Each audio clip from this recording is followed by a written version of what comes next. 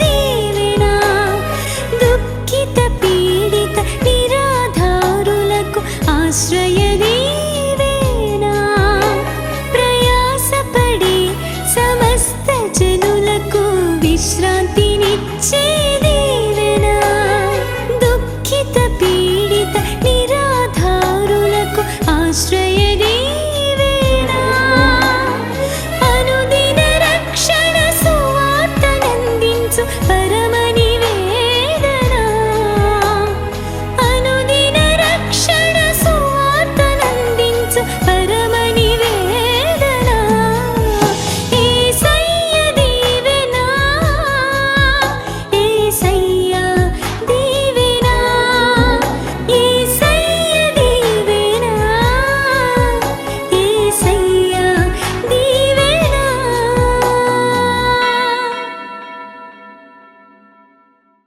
పౌలు శీలలో ప్రార్థన ఒకటే చేయలేదట. ప్రార్థన చేసి ఏం మొదలెట్టారు వాళ్ళు? పాటలు పాడటం మొదలెట్టారు. అంత దెబ్బల్లో ఆ ఒళ్ళంతా రక్తం కార్చేస్తుంటే కొరడా దెబ్బల మధ్య ఆ బండలు బిగించి చాలా ఘోరమైనటువంటి సిచ్యువేషన్లో పాటలు ఎలాగొచ్చాయంటే నేను ఒకటే మాట చెప్తాను, నిజమైన క్రైస్తవుడికి, నిజమైన దేవుని బిడ్డకు శ్రమైన, కష్టమైన, సంతోషమైన గుండెల్లో నుండి ఏమొస్తాయి? పాటలే వస్తాయి. నిజమైన క్రైస్తవుడు పాటలే పాడతాడు. ఆమె శ్రమ వచ్చిందని వెనక పారిపోయేవాడు క్రైస్తవుడు కాదు. కష్టం కలిగిందని పాటలు పాడటం మానేసేవాడు క్రైస్తవుడు కాదు. ఇబ్బందులు కలిగాయని దేవుని విడిచిపెట్టేవాడు క్రైస్తవుడు కాదు. అందుకని ఏ కష్టం వచ్చినా, శోధన వచ్చినా, ఇరుకులు వచ్చినా, ఇబ్బందులు వచ్చినా, వేదన వచ్చినా, కలవరం వచ్చినా, దుఃఖం వచ్చినా ప్రభువుని ఆరాధించగలిగిన వాడే నిజమైన క్రైస్తవుడు. అప్పుడే దైవశక్తిని చూస్తాం. ఆమేన్. ఆ పాటలకి దేవుని యొక్క సన్నిధి భూమి మీదకు దిగి వచ్చింది. ఆమేన్. ఆ శ్రమలలో పాడిన పాటలకి చెరసాల బద్దలైపోయింది, జైలు పునాదులు కదిలిపోయాయి, అందరి బంధకాలు ఊడిపోయాయి. ఆమేన్ చెప్పండి. నువ్వు ఒక్కడో సరిగ్గా మంచి ఆరాధికుడు అయితే ఇంట్లో ఉన్న బంధకాలను దిగిపోతాయి. ఆమేన్ చెప్పండి. మీ ఇంట్లో ఒక్క ఆరాధికుడు, సరైన ఆరాధికుడు ఉంటే చుట్టుపక్కల ఉన్నవాళ్ళు బంధకాలన్నీ దిగిపోతాయి. పౌలు శీలలు చేసిన ఆరాధనలు బట్టి ఆ జైల్లో ఉన్నవారు అందరి బంధకాలు ఊడిపోయినాయి అట. ఆమేన్. అందరి బంధకాలు ఊడిపోయినాయి. నిన్ను బట్టి మిగిలిన వారి బంధకాలు ఊడిపోవాలి. మిమ్మల్ని బట్టి మీ కుటుంబంలో సంఖ్యలు తెగిపోవాలి. మిమ్మల్ని బట్టి రక్షణ పొందిన వారి బంధకాలు ఊడిపోవాలి. నీ ప్రాంతంలో ఉన్న ప్రతి అంధకార శక్తులు, క్రియలు లయమైపోవాలి. దేవుని శక్తి దిగి రావాలి. నీ ఉన్న చోట భూకంపం కలగాలి. భూలోకమును తల్లకిందులు చేయవారు ఇదిగో ఎక్కడే ఉన్నారని నిన్ను గురించి చెప్పాలి. అలాంటి ఆరాధకులుగా దేవుడు మనల్ని సిద్ధపరచాలి. ఆమేన్. అర్థమైందా? సంతోషం కలిగిన ఏం చేయాలి? పాటలు పాడాలి. శ్రమ కలిగిన ఏం చేయాలి? అదే మనకు శక్తి. అదే మనకు శక్తి. యెహోషాపాతు మీదకి 3 శత్రు సైన్యాలు వస్తే అవతల 3 కాసుకుని ఉంటే యెహోషాపాతు చేసిన పని ఏంటంటే 2 దినవృత్తాంతాలు 20వ అధ్యాయంలో 21వ వచనం నుండి ఆయన చెప్తాడు, అరే పాటలు పాడేవాడిని ఆర్కెస్ట్రా అందరూ ముందు నుంచో పెట్టండి రా అన్నాడు. సైన్యంలో పాటలు పాడేవారిని, ఆ వాయిద్యాలు వాయించేవారిని ముందు నుంచో పెట్టి యెహోవా కృప నిరంతరం ఉండని పాటలు పాడుకుంటా ముందెళ్తుంటే అసలు అందరూ పిచ్చి పట్టేసింది. యెహోషాపాతుకి అవతల 3 కలిసి వచ్చేటప్పటికి ఏం చేయాలి అర్థం కాకుండా మనోడు పాటలు పాడుతున్నాడని ఎగతాళి చేసిన వాళ్ళు ఎంతమంది ఉంటుంటారో బహుశా. ఏమండి, క్రైస్తవుడు శ్రమలో పాటలు పాడితే ఎగతాళి చేసేవాళ్ళు చాలామంది ఉంటారు. ఇప్పుడు కూడా వీడి పిచ్చి చూడు ఎలాగుందో అనేవాళ్ళు చాలామంది ఉంటారు.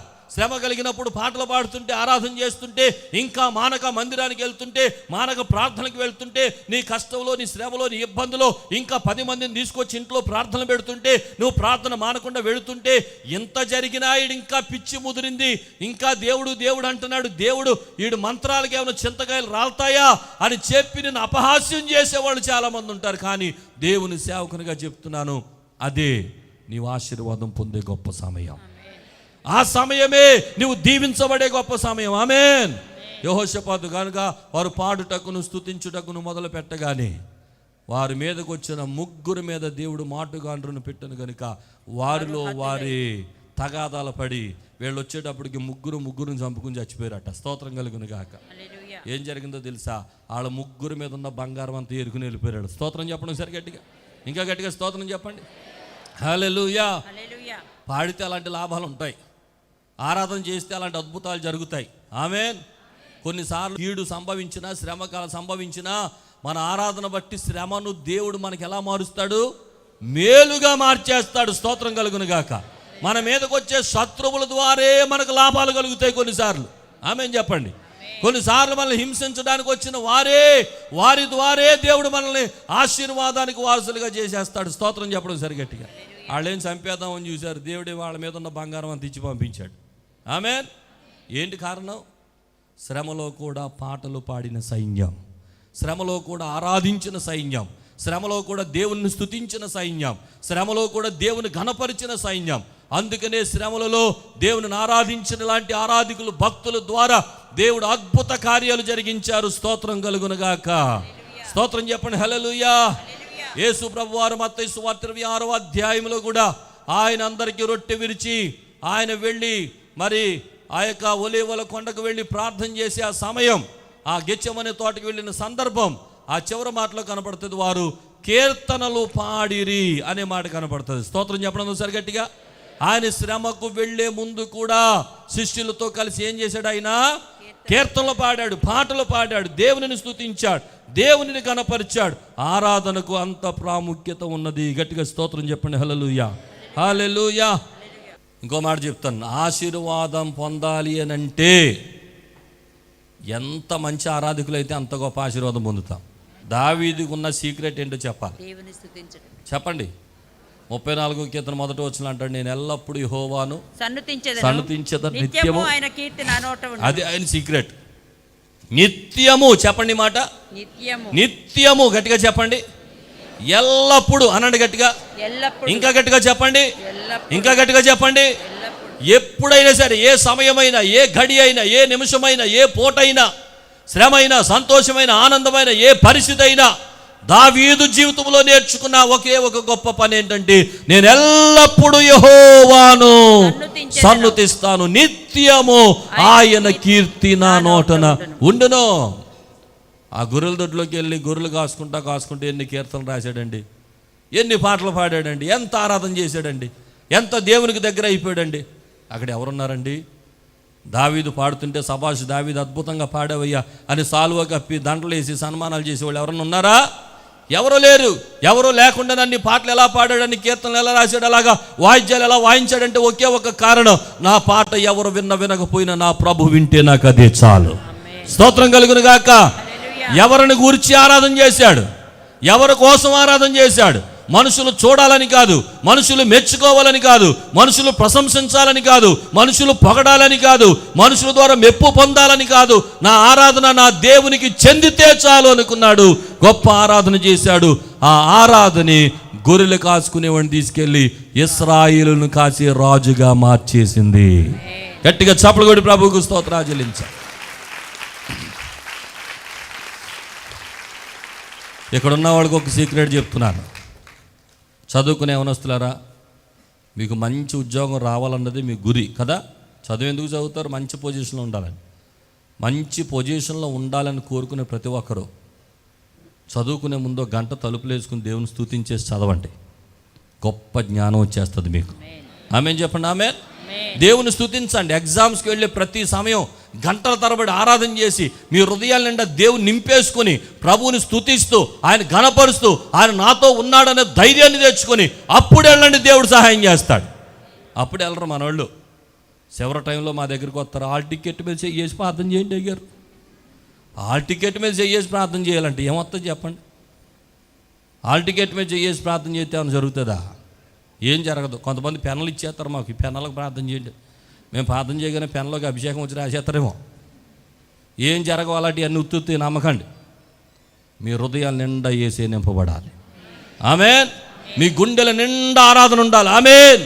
ఆయన నింపబడిపోయి ఉండాలి. అప్పుడు వెళ్ళండి, దేవుని స్తుతించి ప్రతి సమయంలో కూడా నేను ఎల్లప్పుడూ యెహోవాను సన్నిధిస్తాను, నిత్యమైన కీర్తి నా నోటనుంటుందని ఆయనను స్తుతించి ఆరాధించి కడుపు నిండా గుండెల నిండా యేసయ్యను నింపేసుకుని అప్పుడు వెళ్ళండి, దేవుడు మీ జీవితంలో అద్భుతమైన కార్యాలు చేస్తాడు.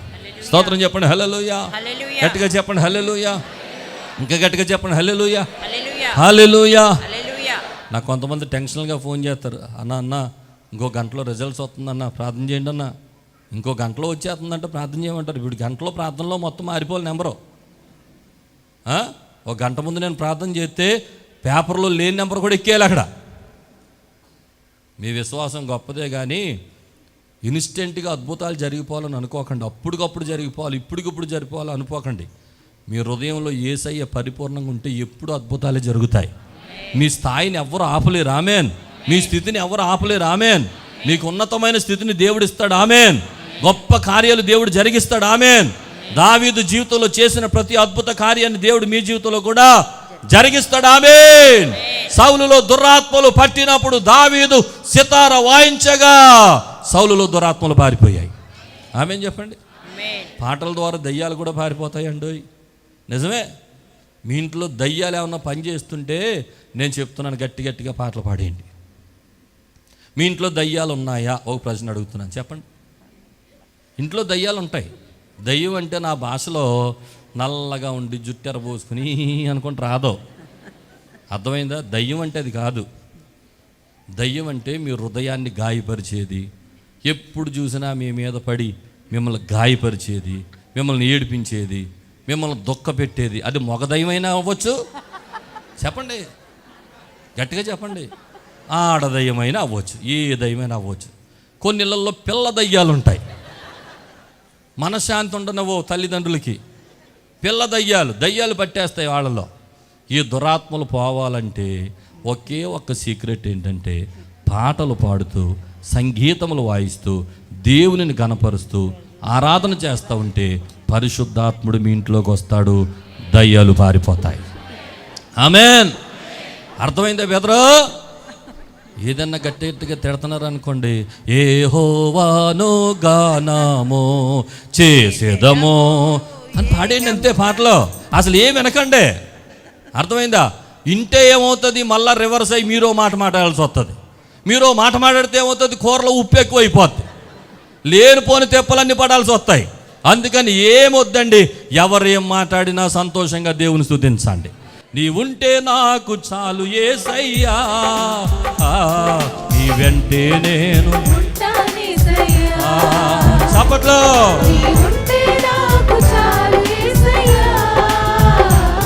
నీ వెంటే నేను ఉంటానేసయ్యా, నీ మాట చాలయ్యా, నీ చూపు చాలయ్యా, నీ తోడు చాలయ్యా, నీ నీడ చాలయ్యా, నీ మాట చాలయ్యా, నీ చూపు చాలయ్యా, నీ తోడు చాలయ్యా, నీ నీడ చాలయ్యా. హల్లెలూయా.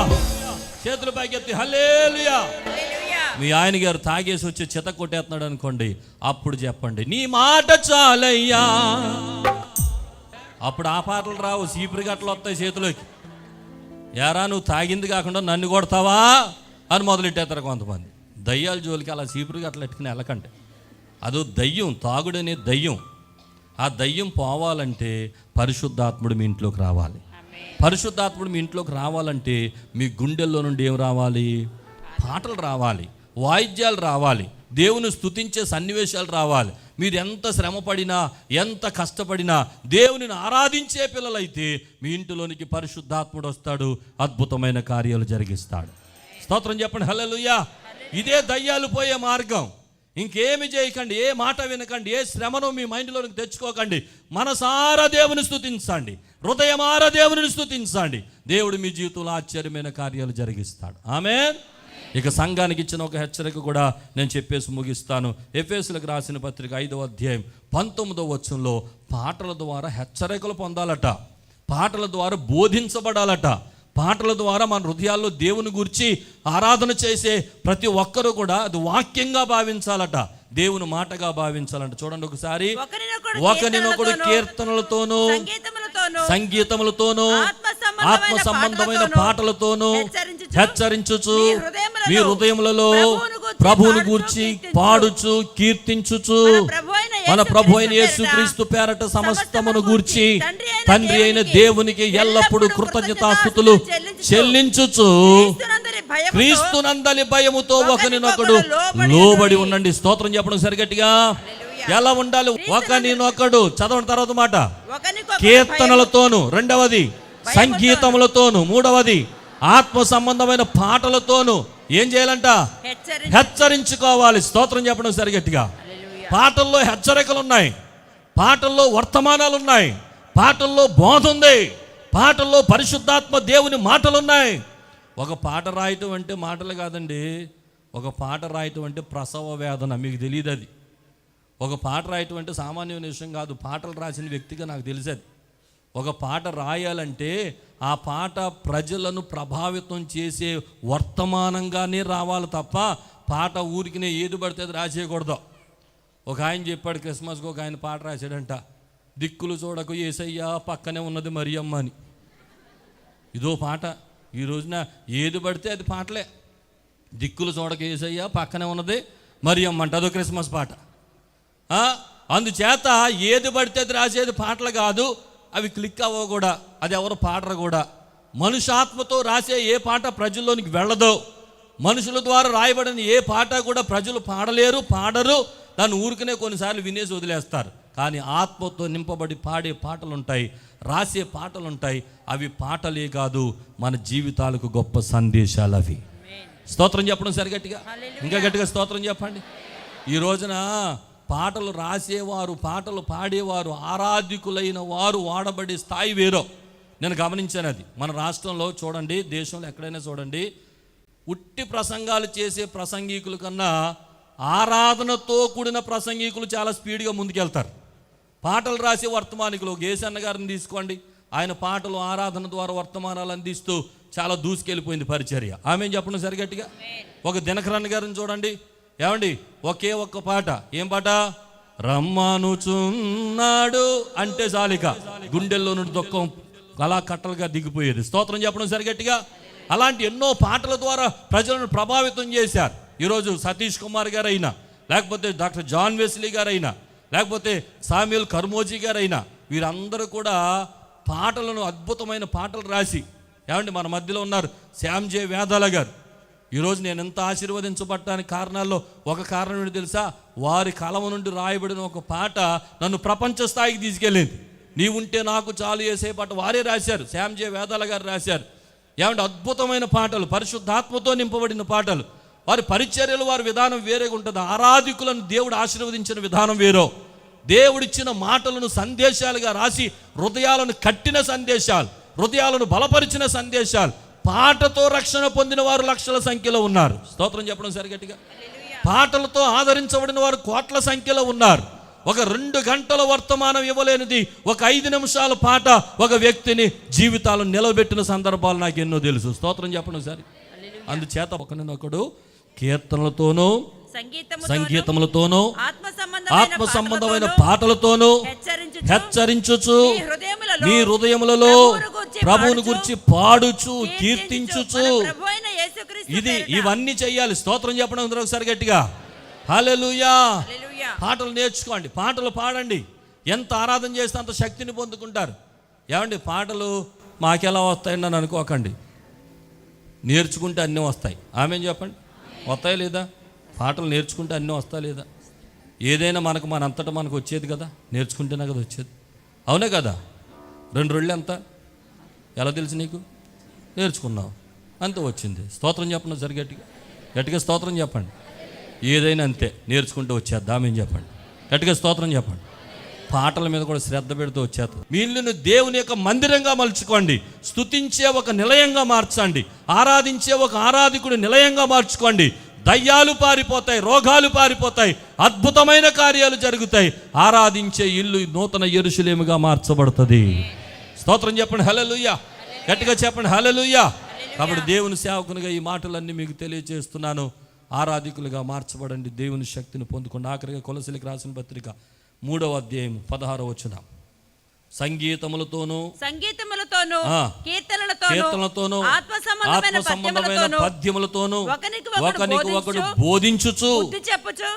ఏట్ల ద్వారా బుద్ధి చెప్పుకోవాలంట? సంగీతాలతో బుద్ధి చెప్పుకోవాలంట, కీర్తనలతో బుద్ధి చెప్పుకోవాలంట, ఆత్మ సంబంధమైన పద్యాలతో ఒకనొకడు బోధించుకోవాలంట, బుద్ధి చెప్పుకోవాలంట. కృపాసహితంగా మీ హృదయంలో దేవుని గురించి గానం చేయండి, పాడండి. సమస్త జ్ఞానముతో క్రీస్తు వాక్యమును సమృద్ధిగా నివసింపనీయండి. దేవునికి స్తోత్రం చెప్పడం సరిగట్టిగా. పాటలంటే ఊరికని తీసి పడేసేది కాదు. పాటలంటే దేవుని వాక్యము. ఆమేన్. పాటలు పాడే కొద్దీ వాక్యం నింపబడుతుంది. వాక్యం నింపబడే కొద్దీ పరిశుద్ధాత్ముడు నివసిస్తాడు. పరిశుద్ధాత్ముడు నివసించే కొద్దీ దైవ కార్యాలు మీ గృహంలో జరిగిపోతాయి. ఆమేన్, ఆమేన్. ఎంతమంది మంచి ఆరాధకులుగా మార్చబడాలని ఆశపడుతున్నారు? ఎంతమంది మంచి ఆరాధకులుగా మార్చబడాలి? చేతులు పైకెత్తండి. చేతులు పైకెత్తిన వారు లేచి నిలబడండి. మీరు 2 చేతులు పైకెత్తండి, కళ్ళు మూసుకోండి. త్వరగా ప్రభువా నన్ను ఒక బలమైన ఆరాధకుడిగా చేయండి. నేను ఆరాధన చేస్తుంటే, నేను పాడుతుంటే నీ అభిషేకం నా ఇంట్లో దిగి రావాలి.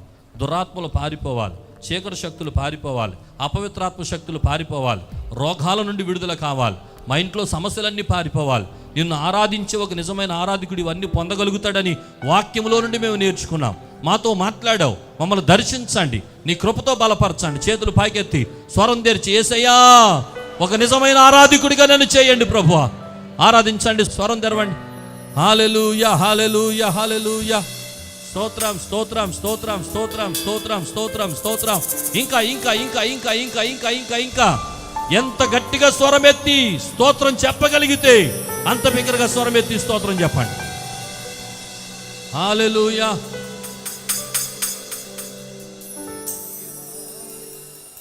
ఇంకా ఇంకా ఇంకా ఒక్క 2 నిమిషాలు ఎలుగెత్తి ప్రభుని స్తుతించండి. ఒక అద్భుతాన్ని చూడబోతున్నారు ఈ రోజున. ఒక అద్భుత కార్యాన్ని చూడబోతున్నారు ఈ రోజున. ఒక ఆశ్చర్య కార్యాన్ని చూడబోతున్నారు. ఆరాధించే ఆత్మను దేవుడు మీలోనికి పంపించబోతున్నాడు. పరిశుద్ధాత్మ శక్తి ద్వారా దేవుడు మిమ్మల్ని తాకబోతున్నాడు. ఆరాధన ఆత్మను దేవుడు మీకు దయచేయబోతున్నాడు. ఈ రోజు నుండి మీలో అనేకులు నూతన పాటలు రాయబోతున్నారు. నూతన గాయకులుగా సిద్ధపరచబడబోతున్నారు. దేవుని అభిషేకం మీ మీదకు దిగి రాబోతుంది. ఒక ప్రత్యేకమైన శక్తి చేత మీరు నింపబడబోతున్నారు. యేసయ్యా నన్ను బలపరచమని అడగండి. యేసయ్యా నన్ను బలపరచు నాయనా. పౌలు శీలలు చేసిన ఆరాధన మాకు నేర్పించండి, మాకు నేర్పించండి. హల్లెలూయా. నీ వంటి వారు ఒక్కరును లేరు, నీవే అతి శ్రేష్ఠుడా.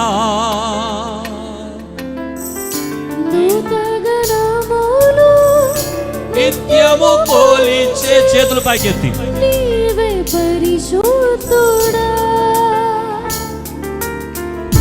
నీ వంటి వారు ఒక్కరును లేరు, నీవే అతి శ్రేష్ఠుడా. దూత గణములు నిత్యము పోలిచే నీవే పరిశుద్ధుడా. నిన్న నేడు మారని ఆరాధన, స్తుతి ఆరాధన.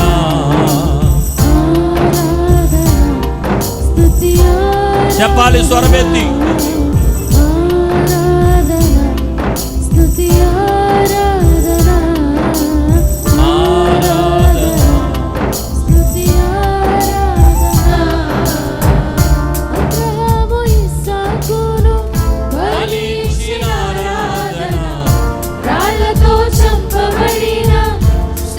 వలె ఆరాధన అబ్రహాము ఇస్సాకును బలించిన ఆరాధన, రాళ్ళతో చంపబడిన శవను వలె ఆరాధన. ఆరాధన, స్తుతి ఆరాధన. స్తోత్రం, స్తుతి ఆరాధన. ఆరాధన, స్తుతి ఆరాధన. ఆరాధన, స్తుతి ఆరాధన. ఆరాధన, స్తుతి ఆరాధన. చప్పట్లు కొడుతూ ఆరాధన, ఆరాధన, స్తుతి ఆరాధన. యేసయ్యా నీకే ఆరాధన నాయనా, నీకే ఆరాధన ప్రభు. ఇది బంధకాలు తెంచబడే ఆరాధన, ఇది స్వస్థతను పొందుకునే ఆరాధన, ఇది అద్భుతాలు చూసే ఆరాధన, ఇది కన్నీటిని తుడవబడే ఆరాధన, హృదయాలలో నెమ్మదినిచ్చే ఆరాధన, మనశ్శాంతిని పొందుకునే ఆరాధన ఇది. హల్లెలూయా. యేసు రాజా నీకే ఆరాధన, నీకే ఆరాధన, నీకే ఆరాధన. స్తోత్రం, స్తోత్రం, స్తోత్రం. ఇలా ఆరాధించుచున్నప్పుడే ప్రతి కలవరము కొట్టివేయబడును గాక, ప్రతి కన్నీరు తొడవబడును గాక, ప్రతి వేదన కట్టబడును గాక. ఈ రోజు నుండి ఒక నూతన శక్తిని మీరు పొందుకొందురు గాక, ఒక బలమైన ఆరాధికులుగా మార్చబడుదురు గాక. శ్రమలలో ఆరాధించే సైన్యముగా, సంతోషములు ఆరాధించే సైన్యముగా దేవుని చేత అభిషేకించబడుదురు గాక. హల్లెలూయా, హల్లెలూయా, హల్లెలూయా.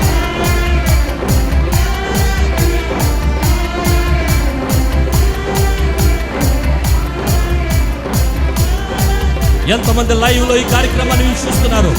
ఇప్పుడే మీ గృహాలలోనికి దైవ శక్తి దిగి వచ్చునుగా, దేవుని శక్తి దిగి వచ్చునుగా.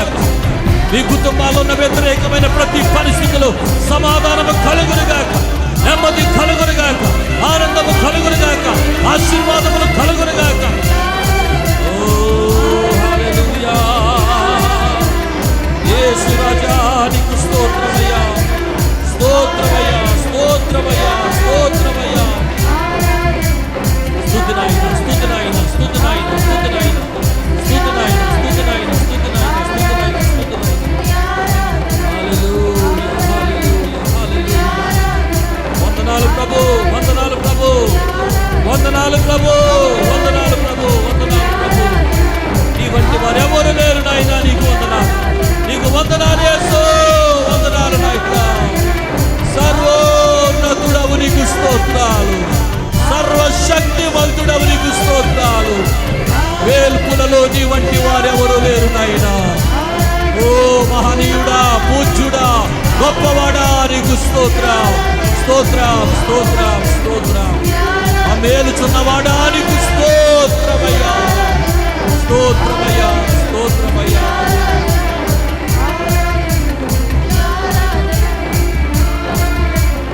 స్తుతి ఆరాధన.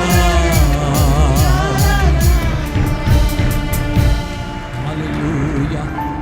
చేతులు పైకెత్తి ఎంత బిగ్గరగా స్తుతించగలిగితే అంత బిగ్గరగా స్తుతించండి, స్తుతించండి. యేసు నీకు వందనాలని చెప్పండి.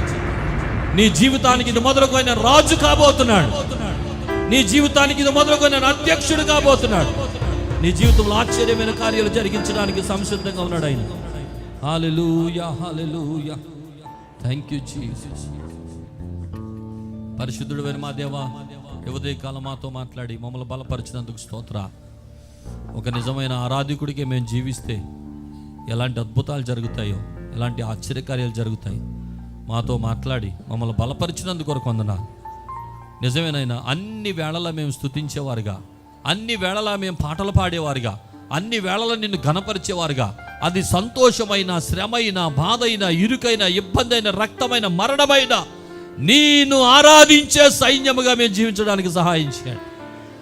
వాక్యానుసారమైన జీవితం మాకు దయచేయండి, అద్భుతాలు జరిగించండి నాయన. ఎంతమంది ఈ రీతిగా ఉండాలని ఆశపడుతున్నారు, వారి జీవితంలో నీ కార్యాలు జరిగించి బలపరచండి.